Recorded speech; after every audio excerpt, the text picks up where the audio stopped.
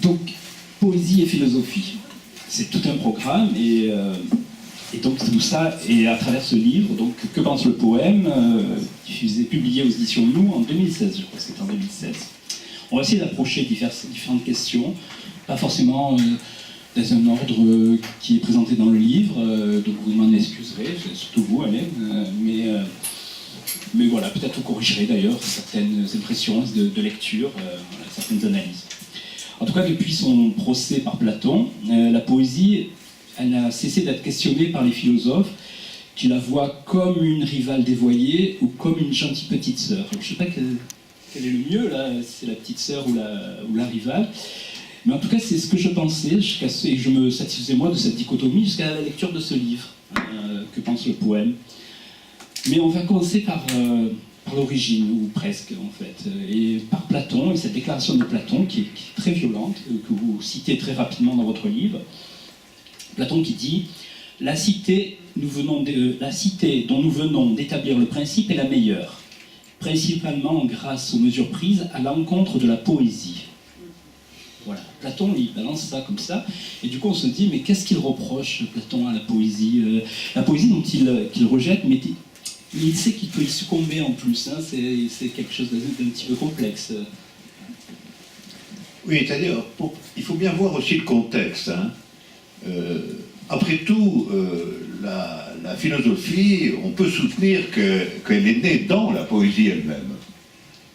Si vous prenez les présocratiques, le plus grand d'entre eux étant probablement Parménide a écrit un grand poème. Donc en réalité, au tout début, la philosophie s'exprime dans la forme poétique. Donc, quand Platon arrive, il a quand même tout un héritage antérieur d'expression poétique de la philosophie elle-même. Et donc c'est un débat très, très tendu. Il déclare d'ailleurs que c'est un débat très ancien. Hein. D'autre part, dans la société grecque de l'époque, la poésie est l'élément culturel et éducatif de base. Tout le monde apprend les poèmes homériques comme un fonds culturel commun à tous ceux qui sont éduqués. Et donc Platon se trouve dans une situation particulière qui est: va-t-il accepter cet héritage? Va-t-il inscrire la philosophie, lui aussi, dans les parages de la poésie? Ou est-ce qu'il va rompre avec cette figure d'exposition? Et il décide de rompre, en réalité, je pense, sous l'influence de l'existence des mathématiques. Et on ne comprend pas bien cette position si on ne voit pas que Platon est disposé entre poésie et mathématiques, et que ce qu'il pense, dans la descendance de Socrate d'ailleurs, c'est que la philosophie doit absolument rompre avec les énoncés qui ont une forme purement autoritaire. La philosophie, c'est les arguments. La philosophie doit argumenter. Et il va opposer la philosophie, en réalité, au poète, oui, mais plus précisément au discours qui se prétend autorisé et vrai à raison de celui qui le tient. Celui qui est quelqu'un qui est un prophète, quelqu'un qui est un roi, quelqu'un qui est un dieu même, peut annoncer que ce qu'il dit est vrai parce qu'il est un prophète, un roi ou un dieu. C'est évident que la philosophie, avec Platon, veut rompre avec cette attitude et qu'elle veut installer un débat de telle sorte que lorsque quelqu'un prétend que quelque chose est vrai, il doit donner des arguments pour le démontrer ou pour le prouver, d'où le style argumentatif des dialogues de Platon. Et il a un modèle pour ça qui est la mathématique. La mathématique, si vous énoncez quelque chose, ben vous devez donner une preuve, vous devez donner une démonstration. Donc la machine de guerre antipoétique, c'est la mathématique, en tant qu'elle est démonstrative et argumentative, contre, au fond, le soupçon porté sur la poésie, que la poésie cherche à faire passer ce qu'elle dit par la séduction, et non pas par l'argument. Voilà, que la poésie, c'est la manière séductrice de présenter la vérité, et Platon s'élève là-dessus du point de vue des principes, Étant entendu que quand il est un peu en difficulté dans l'argumentation, il ne renonce pas à la séduction. Hein. Il joue tout de même double jeu. Hein. Il joue double jeu, c'est incontestable. Il y a aussi des pages magnifiques, c'est un grand écrivain. Quand il ne se sort plus d'affaires par l'argumentation, il écrit des mythes et des histoires magnifiques. Ça, il le retient du passé. Mais enfin, la tendance principale, c'est d'installer une manière démonstrative de convaincre les gens. Et ça, c'est aussi lié à la politique. C'est aussi lié à la politique, c'est à la politique telle que les Grecs l'ont inventée et pratiquée, il y a une politique dans laquelle la discussion des décisions est publique et où finalement, là aussi, il faut parler, argumenter pour légitimer la décision. Donc d'une certaine manière, Platon, c'est politique démocratique et mathématiques contre poésie et prophétie. Voilà. On verra d'ailleurs que cette opposition cette exclusion de la poésie, en tout cas, et cette opposition entre mathématiques et poésie est mise à mal plus tard, hein, par les poètes, mais pas seulement. Donc on y reviendra. Mais dans votre livre, vous définissez, ça c'était très intéressant, 3 régimes possibles du lien entre poème et philosophie. Alors, je vais résumer, peut-être maladroitement, mais vous, par exemple, le premier point, vous citez la fusion, selon Parménide, qui est où la philosophie envie le poème, vous appelez ça la rivalité identifiante. Le deuxième, c'est la distance, alors là c'est Platon, hein, que vous avez évoqué, où la philosophie exclut le poème, c'est la distance argumentative, vous avez employé ce mot aussi. Et le troisième, c'est l'inclusion, selon Aristote, où la philosophie classe le poème, c'est la régionalité esthétique. Voilà. Est-ce que vous pouvez un petit peu nous expliquer ces 3 statuts? Oui, c'est-à-dire que, effectivement, si on prend alors non plus Platon tout seul, hein, mais l'histoire entière de la philosophie, on voit que c'est une histoire compliquée, l'histoire du rapport de la philosophie à la poésie. Et qu'en effet, pour y voir clair, je distingue trois possibilités. La première, c'est un rapport, au fond, d'identification, de dépendance, d'expression aussi, où la philosophie, d'une certaine façon, reçoit la leçon du poème comme une leçon fondamentale. Alors, c'est absolument vrai, je l'ai déjà dit des présocratiques, qui eux écrivent carrément de la poésie philosophique. Hein. Mais la tradition de la poésie philosophique, elle continuera. Un exemple magnifique, c'est Lucrèce. Lucrèce qui écrit un immense poème à la gloire du matérialisme philosophique. Mais ça continue jusque beaucoup plus tard, puisque vous trouvez chez Nietzsche, par exemple, incontestablement une tentation poétique, une langue qui, justement, n'a pas du tout rapport avec la logique et les mathématiques, mais au contraire, assume la poésie, parce que pour Nietzsche, ce qui compte, ce n'est pas l'argumentation, c'est la puissance langagière, c'est la puissance du langage, c'est la force du langage. Et naturellement, il voit plus de force, en fin de compte, dans la séduction poétique que dans la laborieuse démonstration logique. Et puis même Heidegger, d'une certaine façon, considère que la poésie a été pendant longtemps une relève de la philosophie un peu mal engagée.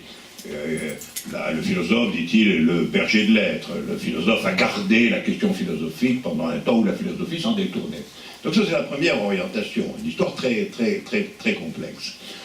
La deuxième orientation, c'est celle dont on vient de parler, celle qui établit quand même une distance irrécusable entre poésie et philosophie au nom de l'argumentation et au nom généralement du modèle de la mathématique d'abord, puis de la science plus tard. On retrouve ça chez Descartes, hein, les grandes chaînes de raison, le paradigme scientifique, l'argumentation calquée sur les découvertes récentes des mathématiques et de la physique. Et puis, effectivement, il y a une position qui serait une position de distance assumée, mais pas de contradiction. Alors, ça, ce serait un traité de paix entre philosophie et poésie. C'était ma position. Voilà. Mais Heidegger, vous voyez, on bouscule un petit peu les périodes, mais vous venez de le faire aussi. En tout cas, moi, je bouscule l'ordre du livre. Donc, Heidegger au XXe siècle, lui, il met à mal un petit peu ces trois rapports. Enfin, en tout cas, il a la volonté de dire, bon, il n'y a pas que ça, quoi. En tout cas, par rapport à Platon, et même s'il s'inscrit effectivement dans cette idée de fusion que vous décrivez, où la poésie est une rivale, où l'un et l'autre, enfin l'une et l'autre, les poésies et les philosophies sont attentives l'une à l'autre, comme ça. Il n'arrive pas à inventer un quatrième régime, il me semble, même s'il a la volonté de trouver autre chose, et il n'y parvient pas, il me semble. C'est-à-dire la position de Heidegger est assez complexe parce qu'il n'identifie pas, pour lui la question fondamentale c'est la question de l'histoire de l'être lui-même. Alors au fond on pourrait dire que quelle langue parle l'être, ce qu'il y a de sûr pour lui malheureusement c'est qu'il parle allemand, l'être. Il a appris l'allemand et il s'exprime dans cette langue, c'est un peu fâcheux. Et quand il s'exprime poétiquement, il s'exprime en poésie allemande. Hölderlin, Trakl, Rilke, l'être a bien soin de se référer à la poésie allemande.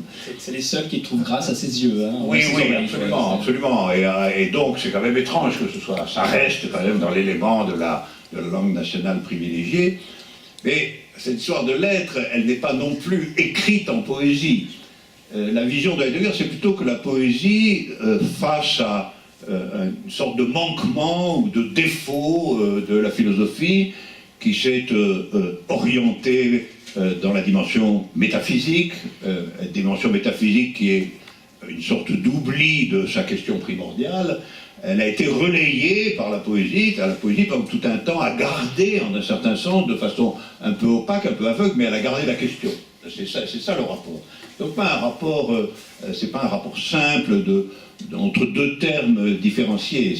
C'est un rapport historique complexe dans lequel la philosophie ayant en quelque sorte perdu sa propre question, la poésie l'a relayée pendant tout un temps. La poésie a été la gardienne de la question, mais la question, grâce à Heidegger, va revenir. Et elle va revenir malgré tout dans l'élément de la philosophie, parce que bon, s'il y a un jargon qui est philosophique, c'est bien celui de Heidegger. Hein. Il est difficile de le considérer comme d'une grande substance poétique. Il a écrit quelques poèmes, Heidegger, ils ne sont pas fameux. On trouve dans un chapitre qui s'appelle L'âge des poètes, et du coup vous appliquez une temporalité à la poésie, oui, comme ça. Et vous citez plusieurs poètes qui expriment une certaine défiance vis-à-vis de la pensée. Je vais citer un hétéronyme donc, de Pessoa, hein, un hétéronyme étant ses signatures avec des personnalités comme ça différentes. Je dis ça rapidement, c'est un peu plus compliqué, mais dans la substance c'est un petit peu ça. Donc Álvaro de Campos signe, donc Pessoa signe un poème le 6 juillet 1935, c'est à noter que c'est l'année de la mort de Pessoa, 1935, et dit ne penser à rien, c'est avoir une âme à soi et intégrale. Ne penser à rien, c'est vivre intimement le flux et le reflux de la vie. Voilà. Alors, du coup, moi j'ai deux questions. C'est pourquoi donc l'âge des poètes, pourquoi ce temps précis, cette temporalité très précise, et pourquoi du coup ces poètes qui se méfient comme ça, qui rejettent la pensée Je crois que c'est un âge qui est une conséquence de la position de la philosophie au XIXe siècle, en réalité, peut-être aussi au début du XXe, ou quelque part jusqu'au XXe siècle. Parce que ce qu'il faut bien voir, c'est que après Hegel, en réalité, c'est-à-dire après les années 1830 à peu près, la philosophie entre quand même dans une période incontestablement difficile. Entre Hegel d'un côté, puis Husserl, Heidegger, Bergson de l'autre, c'est-à-dire la fin du XIXe siècle, on ne peut pas citer vraiment de noms de philosophes importants, de philosophes arrêtés. Ou si on en cite, ce sont des philosophes ouvertement positivistes, comme Auguste Comte. Je pense que le culte de la science d'un côté et le culte de l'engagement politique de l'autre ont porté atteinte aux ambitions générales de la philosophie. C'est très frappant de voir comment, dans cette époque, soit la philosophie bascule du côté du paradigme scientifique avec l'idée de progrès, l'idée que la science va résoudre les problèmes, etc. Donc elle s'enchaîne quand même à la science. J'emploie le mot suture pour dire ça. La philosophie est suturée à la science. ou bien, sur un autre versant, elle se trouve suturée à l'enthousiasme historique des politiques révolutionnaires, y compris, après tout, le marxisme. C'est aussi l'époque où Marx déclare que la philosophie, jusqu'à présent, a interprété le monde, mais que maintenant, l'affaire sérieuse, c'est de le transformer, et non pas de l'interpréter. Donc il y a aussi une position, en quelque manière, anti-philosophique de Marx lui-même. Et ça occupe le XIXe siècle de façon centrale, et sa mort sur le début du XXe, ça va être reconstruit assez laborieusement par des philosophies de la vie d'un côté, à partir de Bergson, et des philosophies de l'existence d'un autre côté, avec Husserl, Heidegger et Sartre, mais ça sera une reconstruction tardive. Entre les deux, la poésie, une certaine poésie, pas la poésie en général, une certaine poésie a en effet occupé la place de la philosophie. Elle a maintenu les grandes questions que la philosophie a abandonnées. Elle a lutté contre l'absorption de la pensée par le rationalisme scientifique desséché et pur.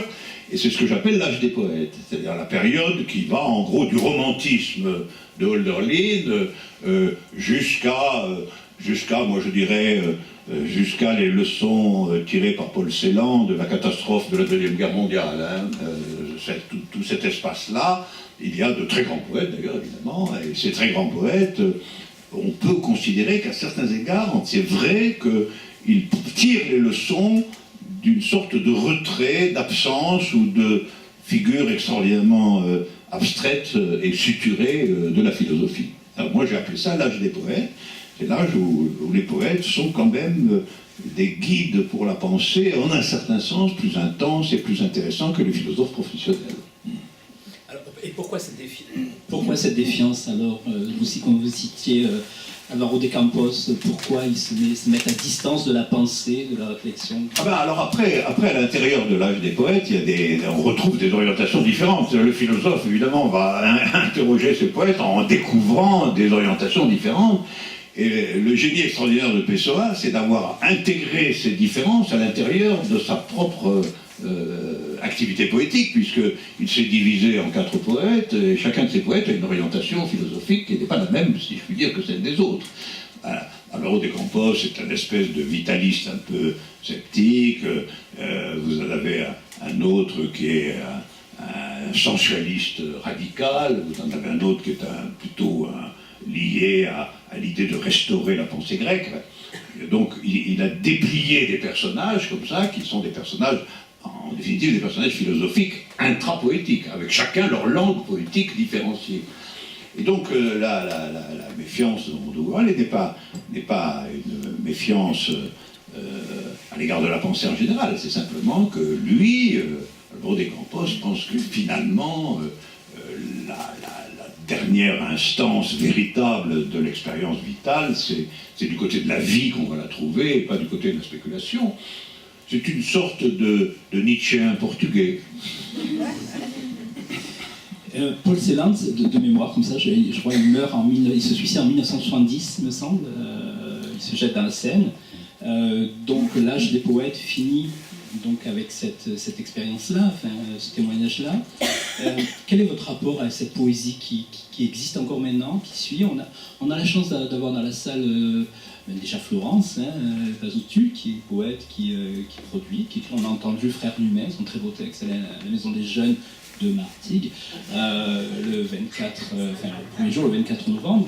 On a aussi Olivier Domergue qui lira, donc, je crois qu'il est là, Olivier, 13 jours, je crois c'est 13, je sais plus, 13 jours à New York, voyage compris, donc ce sera une lecture le 8 décembre, donc le 8 à la Maison des Jeunes.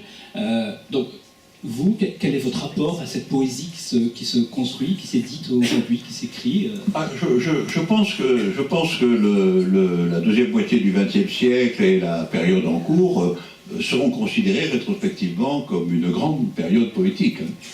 C'est-à-dire que c'est pas parce que l'âge des poètes est terminé que la poésie est terminée. Pas du tout, d'une certaine manière.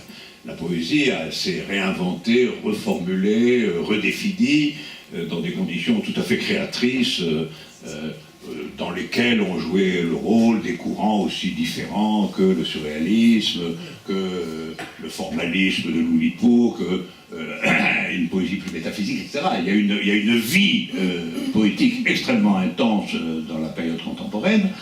Et d'une certaine façon, le fait que la philosophie puisse reprendre son cours au-delà de l'âge des poètes fait qu'elle entretient de nouveau une position de dialogue complexe avec la poésie, au lieu d'être dans une espèce de vis-à-vis distant, puisqu'elle se tournait plutôt vers la science ou vers la politique que vers la figure artistique et langagière du poème. Donc je pense moi que mon rapport à la poésie contemporaine est un rapport de lecteur admiratif, vraiment.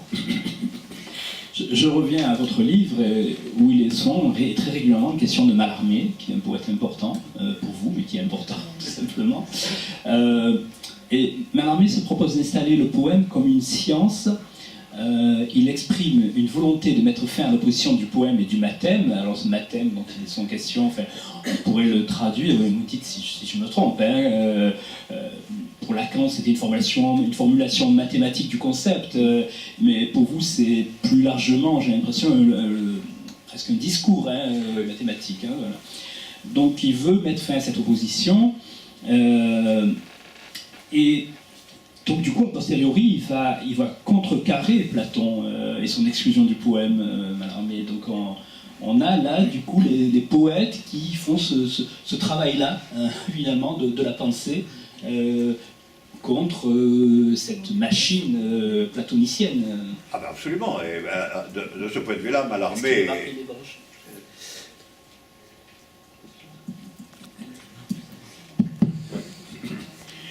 De ce point de vue-là, Mallarmé est typiquement un poète de l'âge des poètes, évidemment. Il va élever la poésie comme la figure suprême, véritablement, de la pensée.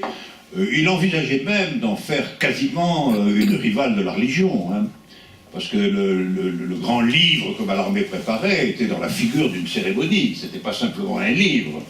Il avait même prévu le nombre de chaises, etc. Enfin, c'était vraiment la préparation d'un rituel qu'il prétendait substituer, y compris à la messe du catholicisme. Donc c'était une ambition totale. Et là-dedans, il rencontrait la rigueur mathématique et lui pensait qu'à certains égards, la poésie pouvait parvenir par ses moyens propres au même type de rigueur. Et que dans la lutte contre le hasard, qui était son grand thème, dans la lutte contre le hasard, dans la fixation du hasard, le hasard est enfin fixé, disait-il, dans la fixation du hasard, la langue poétique, telle qu'il la concevait, une langue extraordinairement contrôlée et rigoureuse, pouvait damer le pion aux mathématiques. Dans les essais sur Igitur, il y a l'énoncé « Vous, mathématiciens, expirate ». Voilà. Et donc, il voulait la mort, les mathématiciens, Mallarmé. Mais c'était une mort poétique, c'était une mort sublime.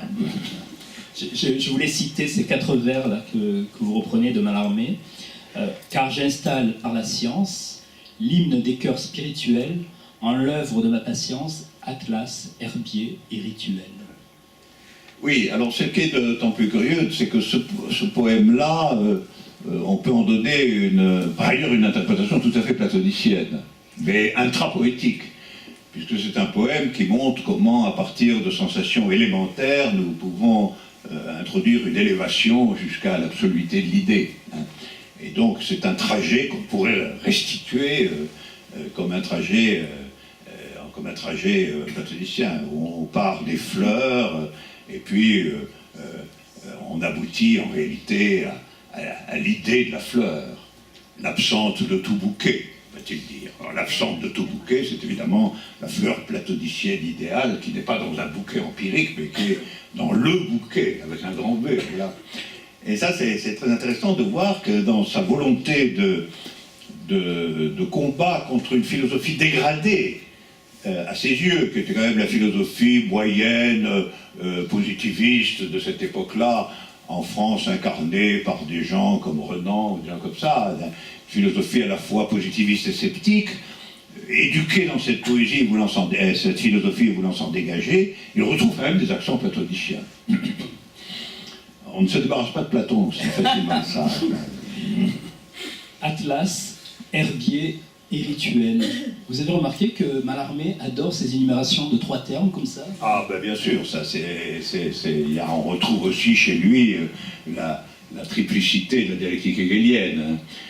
D'ailleurs, une interprétation très intéressante de Mallarmé qui a été donnée par l'analyste australien Gardner Davis est une interprétation hegelienne, véritablement. Et en réalité, moi je donnerais plutôt de Mallarmé une interprétation platonicienne. Donc les deux sont possibles, je pense. Soit on met l'accent sur la façon dont le poème construit l'idéalité ou l'absoluité par négation de ce qui existe, et on insiste sur la négation, et alors on est dans Hegel, soit on pense qu'en réalité il s'agit d'une ascension, d'un mouvement ascensionnel que le poème porte comme ça par étapes successives, et on est assez près quand même de l'idéalisme platonicien. Et ça prouve à quel point dans ce moment-là, la poésie est en charge quand même qu'elle ne sache ou pas, de toutes les étapes de la tradition philosophique elle-même. C'est un courant, ça. C'est le courant qu'on pourrait dire de la philosophie héritière des différentes formes du rationalisme philosophique.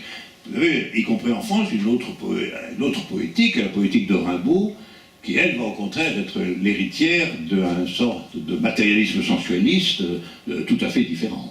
Et qui va être, elle, une poésie de la révolte, de la rupture, de la sensation immédiate, et aussi une poésie mélancolique du renoncement, enfin du deux à la fois. Je vais citer un autre poète que vous aimez beaucoup, je crois, c'est Yves Bonnefoy, quand il dit la chance de la poésie à venir est qu'elle est au point de connaître ce que peut ouvrir la présence.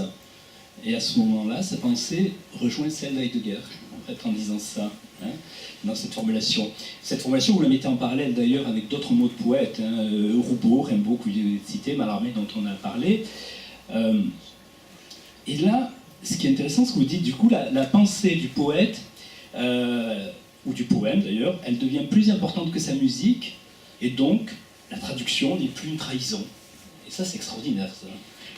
Oui, ça c'est une question compliquée. Hein. C'est une question compliquée parce que la question de la traduction de la poésie est une question, à mon avis, extrêmement mystérieuse. Voilà. Parce que d'un côté, on pourrait dire, et on a dit, il est en un certain sens impossible de traduire un poème, puisque un poème traite la langue non seulement, dit même parfois principalement dans son sens, mais dans son matériau. C'est-à-dire que, pour employer le langage de la linguistique, dans la poésie, le signifiant joue un rôle décisif par sa couleur, sa sonorité, son rythme, etc. Et l'agencement de la phrase elle-même, la syntaxe, est une partie organique du discours poétique, de sorte que la singularité d'une langue semble engagée absolument dans un poème. Ce qui n'est pas du tout le cas, évidemment. À l'autre extrémité, nous avons la mathématique, le baptême. À la rigueur, la mathématique, on le sait, peut s'écrire entièrement en formule. Donc, elle ne dépend d'aucune langue.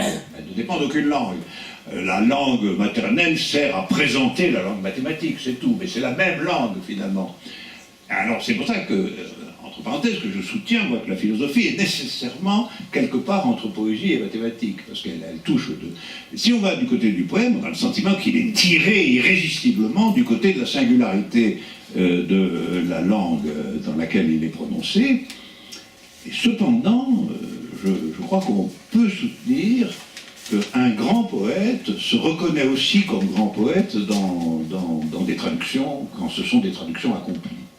Alors ça, c'est un mystère, véritablement.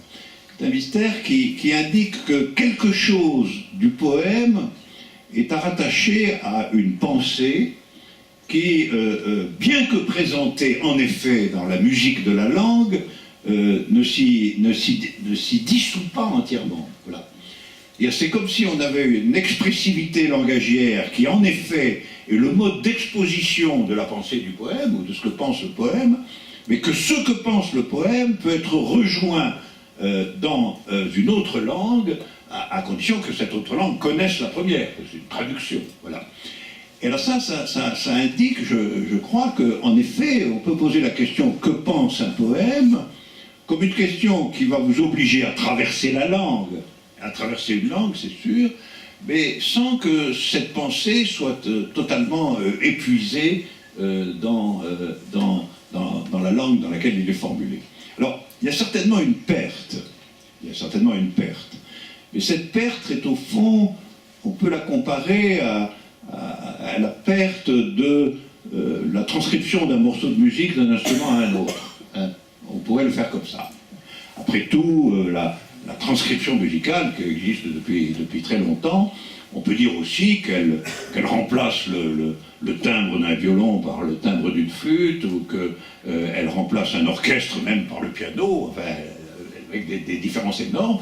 Cependant, personne ne songe à dire que l'œuvre disparaît ou est anéantie, ou personne même ne songe à dire qu'on ne reconnaît pas la grandeur de l'œuvre dans la transcription musicale. Eh bien, il existe une transcription poétique, voilà.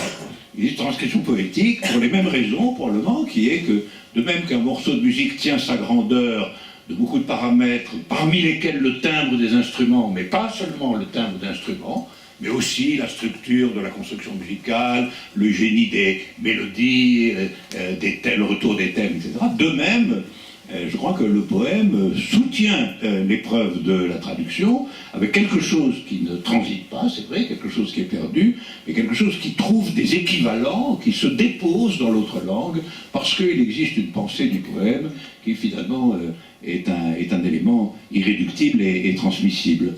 Et il faut reconnaître que dans bien des cas, les très remarquables traductions de poèmes sont faites par des poètes. C'est quand même une remarque qu'il faut faire. Finalement, c'est vrai que quand c'est le traducteur, c'est Gérard de Nerval ou Baudelaire, ça se sent. Bien sûr. Mais enfin, c'est quand même une traduction. Je m'en veux énormément parce que j'ai pris cette formule et cette citation de Bonnefoy et je pense que je vous ai coupé dans votre élan parce que vous étiez parti pour un petit peu aller analyser ce poème, cette phrase en tout cas de Bonnefoy, donc je la reprends et je vous la soumets, que vous connaissez parfaitement de toute façon, mais la chance de la poésie à venir est qu'elle est au point de connaître ce que peut ouvrir la présence. Donc je vous remets sur cette phrase-là. Oui, alors là c'est évidemment une phrase qui peut désigner éventuellement une certaine offensive antiphilosophique. Je ne trouve pas que ce soit exactement l'esprit de Bonnefoy, mais un peu tout de même. Parce que, en réalité, l'accusation selon laquelle la philosophie ne parvient pas à appréhender, à faire l'expérience véritable du réel, à la raison de son excessive abstraction, finalement, à raison du fait qu'elle est une discipline conceptuelle, est un procès qui est intenté à la philosophie depuis très longtemps, depuis les origines, puisque les matérialistes sensualistes l'ont déjà attaqué sur ce plan dès sa naissance. Et alors, ça peut se présenter sous la forme, la philosophie manque en réalité l'effet de présence du réel en tant que tel. Elle donne un substitut en vérité cadavéreux de la présence, elle tue la présence en la remplaçant par le concept, par l'idée, par la forme, etc., par quantité d'approches variables de l'essence des choses, mais en dilapidant ce qui fait en réalité la force véritable de ce qui est, et à savoir d'être présent, justement. Et cet arrachement à la présence, la philosophie, aux yeux justement de bon nombre des poètes de l'âge des poètes, cet arrachement à la présence est en réalité une sorte de meurtre de la vitalité effective de ce qu'il y a. Et donc, ce que Bonnefoy dit, c'est que ce qui est capable de restituer effectivement la présence comme telle dans la langue, de faire advenir la présence dans la langue, c'est le poème. C'est le poème, et ce ne peut pas être le concept. Alors évidemment, on a là un antiplatonisme de principe, c'est-à-dire Platon est celui qui pense que ce qui compte, c'est, en dernier ressort, c'est l'idée de la chose qui nous en donne la pensée, hein, qui fait que la chose est exposée à la pensée par l'idée qui lui convient, et que ça est plus important à connaître que la pure et simple présence de la chose et la multiplicité de cette présence.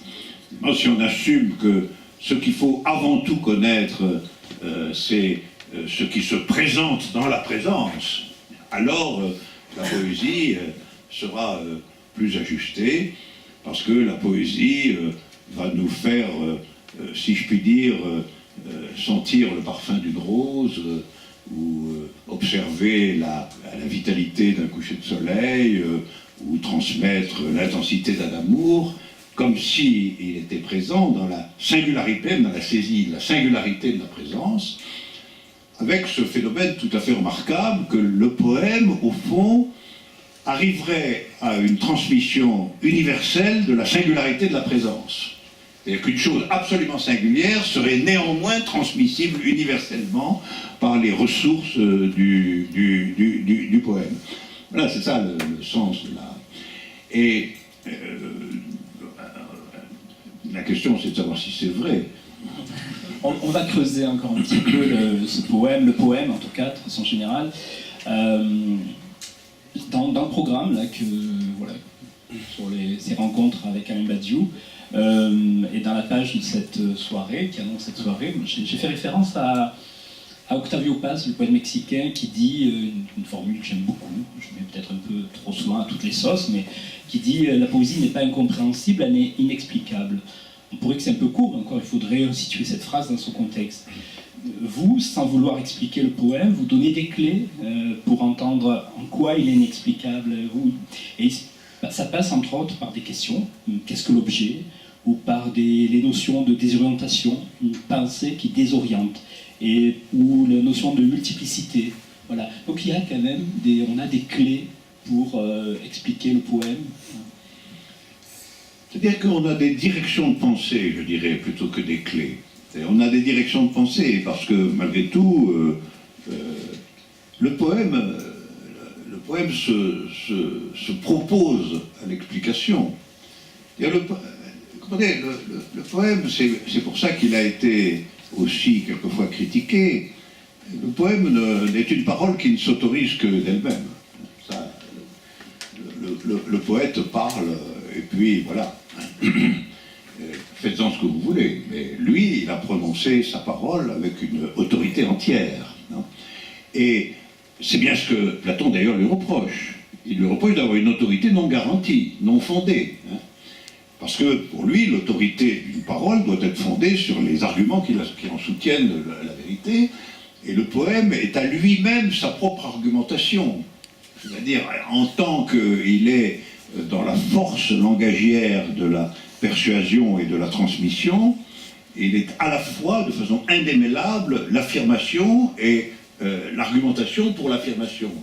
Il soude les deux. Et de ce point de vue-là, c'est quand même vrai qu'il n'a pas à dépendre du commentaire ou d'une explication extérieure. Il doit être pris comme il est, pour ce qu'il est, parce qu'il est une parole, en définitive, qui n'arrive à transmettre la présence que parce qu'elle est elle-même une parole présente. Un raisonnement mathématique, c'est pas une parole présente, c'est une parole écrite que vous pouvez consigner quelque part et qui restera dans son coin. Le poème, il n'existe que, à vrai dire, il n'existe que lu. C'est quand vous lisez le poème, quand vous l'entendez mentalement, que le poème advient à l'existence. Et vous ne pouvez pas mettre la conclusion du poème ou ce dont il a traité, vous ne pouvez pas le mettre en conserve en disant oui, voilà, ça a été prouvé, maintenant, c'est pas comme ça que ça marche. À chaque fois, le poème doit être recommencé et relu pour que justement la présence de ce dont il témoigne survienne à nouveau. Voilà. Alors, voilà pourquoi on peut dire qu'il est, pour reprendre l'opposition de Paz, il n'est pas incompréhensible, naturellement. Il y en a au contraire une profonde compréhension, mais il est inexplicable si on prétend que le sens du poème est délivré par une explication extérieure au poème. Ça n'est pas possible. Ça n'a pas empêché d'ailleurs que les explications de poèmes soient innombrables et que moi-même j'en produise quelques-unes assez souvent. Mais d'une certaine façon, c'est un vice, ça. Hein. C'est un vice philosophique. Et en réalité, je vais vous dire, moi le poème, mon vice est plus profond que celui-là, parce que je le fais servir à mes propres démonstrations. Je le cite, je le mentionne, comme les mathématiques d'ailleurs, pour utiliser, moi, parasiter la force persuasive du poème en faveur de mes propres assertions philosophiques. Donc je suis un parasite du poème, voilà. Mais je reconnais en même temps que ce parasitisme est un parasitisme extérieur, c'est-à-dire il est l'inclusion du poème dans une chaîne verbale qui n'est pas le poème lui-même, naturellement. Et je reconnais que, du point de vue strict du poème, le poème se suffit à lui-même. Et puisqu'il se suffit à lui-même, il est inexplicable. Il est inexplicable parce que, pour autant qu'on le comprenne, on le comprendra à raison de ce qu'il est. Voilà. Et ces orientations, alors, des objectivations, des orientations, et vous les creusez, vous les retrouvez dans les poèmes, c'est chaque fois différent, c'est... Oui, c'est-à-dire que, vous savez, tout le monde a des poèmes favoris. Hein. C'est-à-dire qu'il n'y a pas de... L'encyclopédie poétique, ça n'existe pas vraiment, parce que le poème s'adresse à une sensibilité trop profonde pour ne pas être toujours un peu sélectionné, préparé ou choisi par l'amateur de poèmes. Et en outre, il y a tant de registres différents dans la poésie que vous pouvez être attaché à un moment donné à tel ou tel de ces registres. Entre un grand poème un peu mystérieux de Pindare qui fait l'éloge d'un sportif des siècles anciens dans une langue extraordinaire, comme si on faisait des grands poèmes formidables à propos de tel footballeur transféré pour plusieurs milliards. En fait, les poèmes de Pindare sont adressés aux propriétaires des sportifs, en réalité. Des félicitations pour l'écurie. Faire des poèmes dans ces conditions, c'est extraordinaire. Le fait est que c'est un dimanche.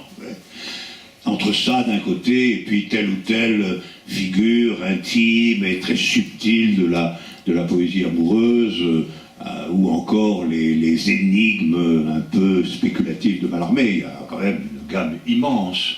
Donc ce que je pense, c'est que chacun a son registre poétique propre, son registre de poèmes, et qu'il en fait l'usage qu'il veut. Voilà, il en fait l'usage qu'il veut. Ça, du moment que le poème est à lui-même sa propre explication, il se défend très bien. Il est utilisable, bon, comme on veut, sauf que on reviendra toujours à un moment donné à son autosuffisance, cette forme d'autosuffisance. Moi, je me sers je suis platonicien sur ce point, je me sers de la poésie chaque fois que je suis en panne pour l'argumentation. Et ça ne veut pas dire du tout que j'assignerai la poésie à ce qui est irrationnel, pas du tout. C'est simplement que, à un moment donné, je trouve que la puissance d'une forme de rationalité sera mieux servie par la citation poétique que par une argumentation. Voilà. Donc je ne mets absolument pas, je n'oppose pas du tout philosophie et poésie comme rationalité à irrationalité, absolument pas. Je pense que la poésie est une activité de la pensée, qu'à ce titre, elle est à sa manière intégralement rationnelle, et quand je m'en sers, c'est pas du tout à titre de témoignage d'irrationalité, mais c'est au contraire pour renforcer une figure particulière de la rationalité. Et il y a un usage qui est important et qui est fréquent, chez Mallarmé, toujours, par exemple, mais dans la poésie moderne, c'est l'usage du silence. Un silence qui est dépourvu de tout sacré, dites-vous. Alors, il réside où ce silence? Est-ce qu'il est différent de... Alors on va empiéter sur le terrain de mon ami Emmanuel, mais est-ce qu'il est différent du langage cinématographique, de l'ellipse par exemple, ou du cinéma ou de la bande dessinée d'ailleurs, cette ellipse-là? Quel caractère il a, ce silence? Quelle nature? C'est-à-dire que la poésie est silence dans la mesure où elle est en état de le construire, le silence. Hein. C'est-à-dire de faire entendre le silence. C'est ça le problème en poésie. C'est que le silence, il faut qu'il intervienne comme événement du silence. Bon, quelquefois c'est traduit par le blanc sur la page, mais c'est une traduction seconde. Le vrai silence dans le poème, c'est un silence qui fait bord à la parole, et qui est produit. De ce point de vue, c'est assez comparable quand même aux effets de silence dans la musique. La musique aussi a beaucoup à faire au silence, après tout.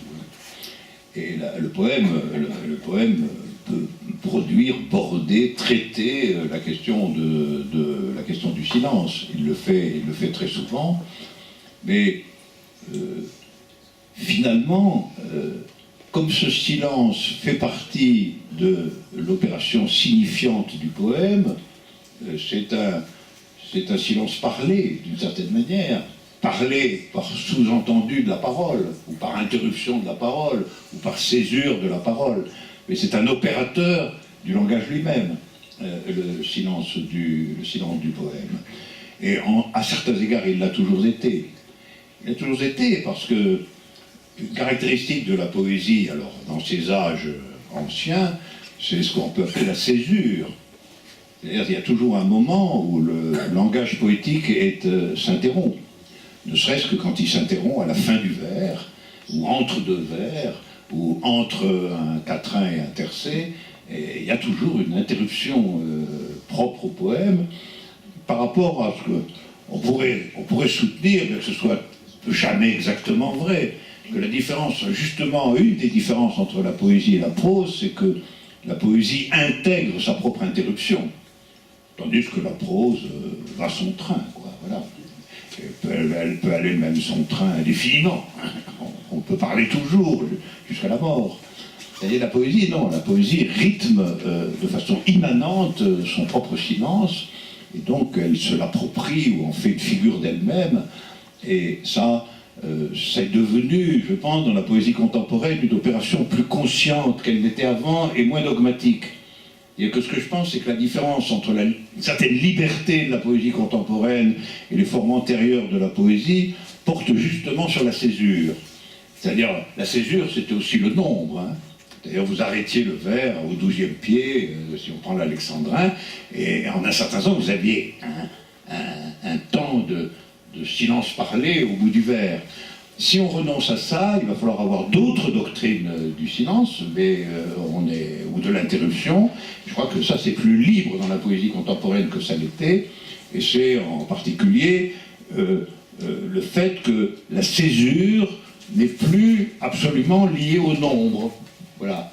Et la césure, c'est libéré du nombre, alors que dans la poésie traditionnelle, césure et nombre sont très dépendants l'un de l'autre. Est-ce que vous pouvez revenir sur la notion d'innommable qui met à égalité la mathématique et le poème? Vous nous expliquez en quoi la consistance est le point d'innommable de la mathématique, j'ai noté ça, et le pouvoir de la langue est lui l'innommable de la poésie. Vous en avez parlé tout à l'heure du pouvoir de la langue. Impossible de nommer la puissance de la langue, c'est-à-dire de faire un poème du poème en fait. Et la philosophie se situe entre leur puissance de véridicité et leur impuissance, leur innommable. Est-ce que j'ai bien résumé? Oui, c'est-à-dire que la norme de la mathématique, la norme argumentative, elle est fournie par une chose tout à fait étrangère et au silence et au nombre, elle est fournie par la consistance. C'est-à-dire que l'énoncé est vrai pour autant qu'il n'entre pas en contradiction avec ce qui a déjà été prescrit et démontré. Donc, finalement, il y a une profonde négativité latente dans la mathématique, en dépit du caractère démonstratif, qui est que son critère dernier est que ça ne soit pas inconsistant. Et c'est pour ça que la réfutation de quelque chose peut se faire par l'absurde. C'est-à-dire, si vous supposez telle chose, ça va être inconsistant. Donc c'est pas vrai. Voilà. Et ça, c'est au cœur des mathématiques, véritablement. C'est au cœur des mathématiques. Les mathématiques reposent sur une norme de consistance qui sert à valider les énoncés. Dans la poésie, c'est pas du tout pareil, parce qu'on n'a pas de norme de consistance du même ordre. On a, en réalité, la question de savoir dans quelle mesure on peut mobiliser de façon inédite la puissance de la langue. Et alors, au fond, dans la poésie, c'est pas une question de consistance, c'est une question de puissance. Et que la puissance de la langue, c'est sa puissance poétique à créer, en effet, par exemple, dans le cas de Bonnefoy, une présence, ou dans le cas de Mallarmé, une figure d'absoluité. Mais c'est la seule ressource, c'est la langue. La langue et le silence de la langue aussi, avec. Et dans cette seule ressource, il faut construire cette puissance, et sans que d'une certaine façon on dispose d'un concept général de la puissance de la langue. C'est-à-dire, parce que ça serait mathématique. Si on avait un concept général de la puissance de la langue, on déduirait de ce concept général de la puissance de la langue des poèmes puissants. Exactement comme on déduit de la conception générale de la cohérence des théorèmes vrais. Ça ne peut pas être comme ça. Et en vérité, finalement, du côté des mathématiques, il faut un concept général de la consistance, mais ce concept n'est pas du tout simple, il est éventuellement variable, on peut modifier les règles de la consistance, on peut introduire des axiomes nouveaux, ou au contraire en retirer, et dans ce cas-là, on va changer le champ de consistance. Donc on peut dire que les mathématiques contrôlent tout, sauf leurs normes. Parce que la norme de consistance, elle n'est pas contrôlée par les mathématiciens, elle est prescrite, elle est choisie même. Elle va dépendre des règles logiques que vous acceptez, que vous n'acceptez pas, et des axiomes que vous acceptez, que vous n'acceptez pas. La faiblesse des mathématiques, c'est leur norme. Mais d'une certaine manière, la faiblesse de la poésie aussi, parce qu'il n'y a pas de norme de la puissance de la langue. Au contraire, exactement comme en mathématiques, dans sa poésie, c'est le poème qui va témoigner de ce dont la puissance de la langue est capable. Exactement comme c'est les démonstrations de la mathématique qui vont témoigner de ce que la consistance, dont la consistance est capable. Alors, là-dedans, la philosophie, quel est son principe de force, après tout? Elle se nourrit donc de ces deux innommables. Elle pique dans les deux. Elle a toujours piqué dans les deux. Elle a toujours piqué dans les deux, c'est-à-dire que il y a des philosophies qui tentent de copier les mathématiques en définissant d'emblée leur principe de consistance. L'éthique de Spinoza, par exemple, des exemples purs. On a au début des axiomes, des définitions, des règles logiques, et voilà. Et puis on a des philosophies qui, en réalité, s'exercent de part en part du côté de la puissance de la langue. C'est des choses qu'on voit dans bon nombre de passages, je ne sais pas quoi, du Zarathustra de Nietzsche, par exemple. Et donc, la philosophie tâtonne entre deux registres fondamentaux, celui de la consistance et celui de la puissance, étant entendu que ce qui est tout à fait remarquable dans ce tâtonnement, c'est qu'elle tâtonne entre deux choses qui sont elles-mêmes tâtonnantes, puisque ni la règle de consistance n'est complètement sûre, ni la règle de puissance n'est vraiment donnée. Et la philosophie va se faufiler entre deux faiblesses.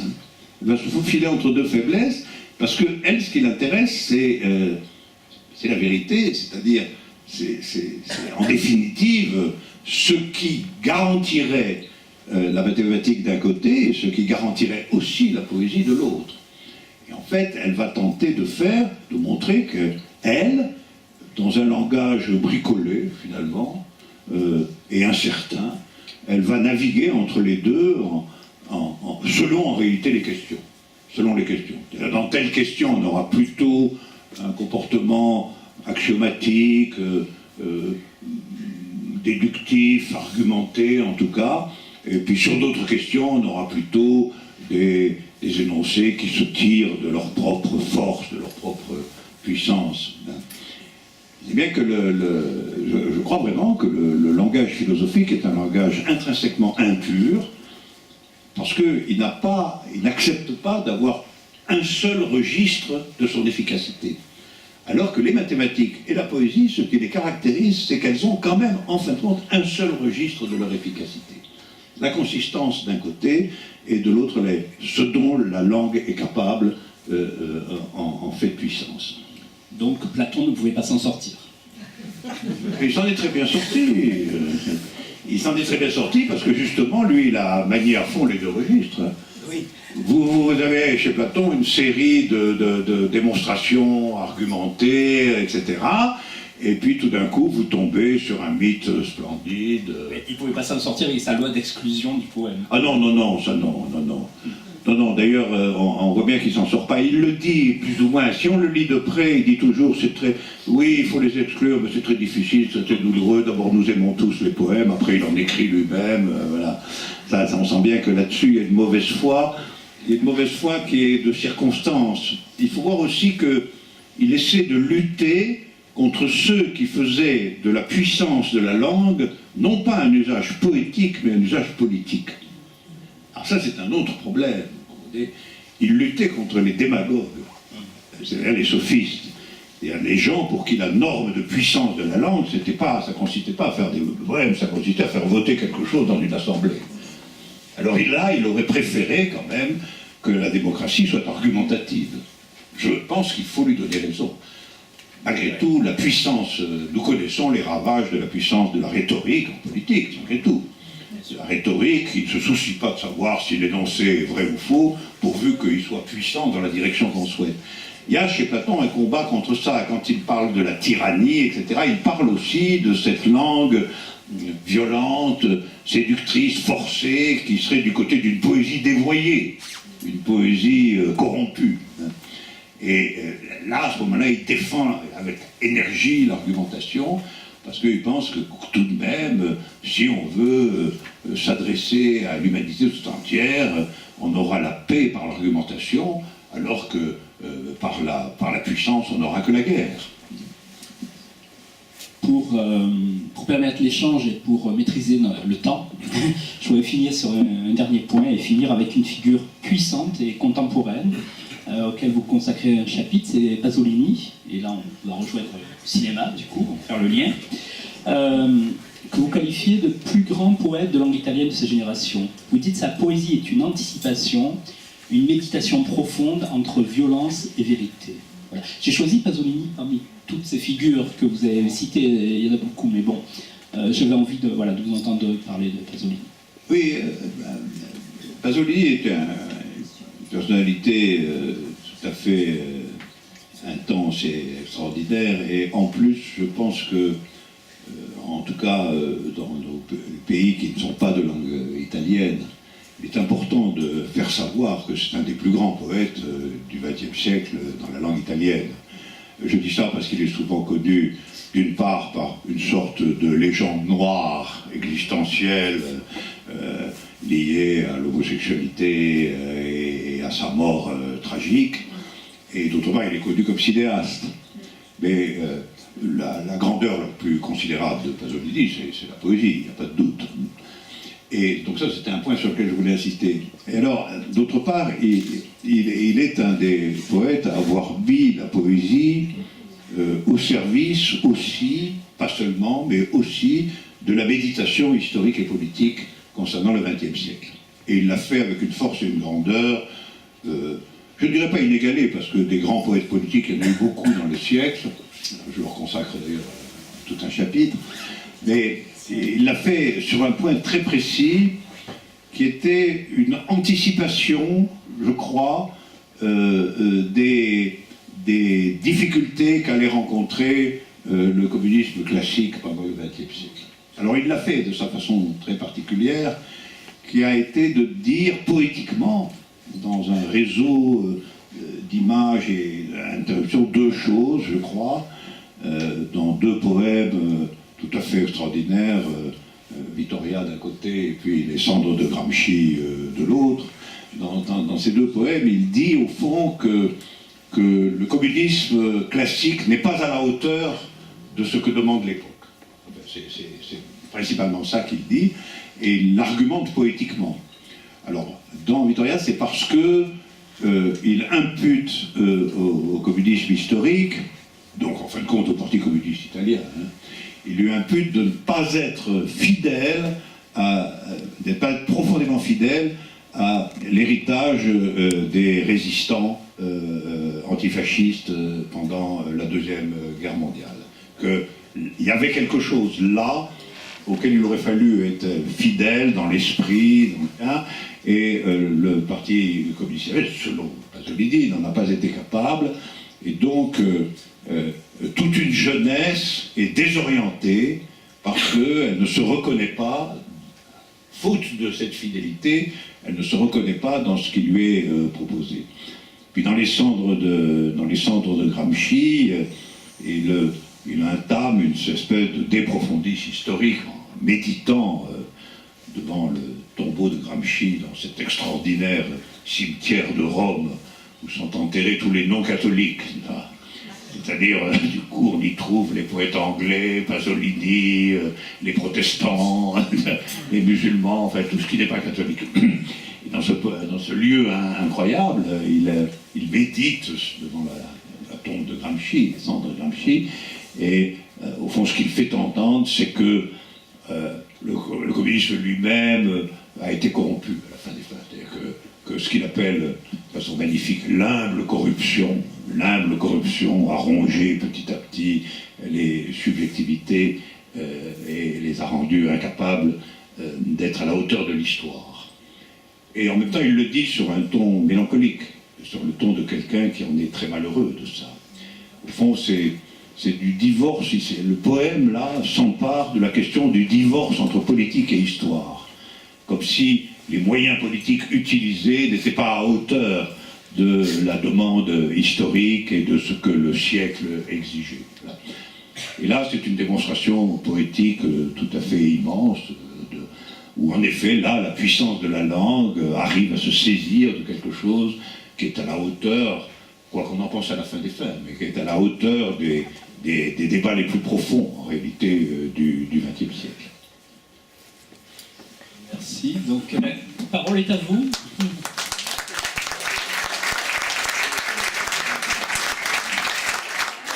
Alors, j'ai seulement 2 micro-pilaires, donc je ne pourrais pas aller jusqu'au fond de la salle, au milieu même, donc ça va être compliqué, mais vous êtes assez très nombreux finalement. Donc, si vous avez des questions posées, je vous demande de...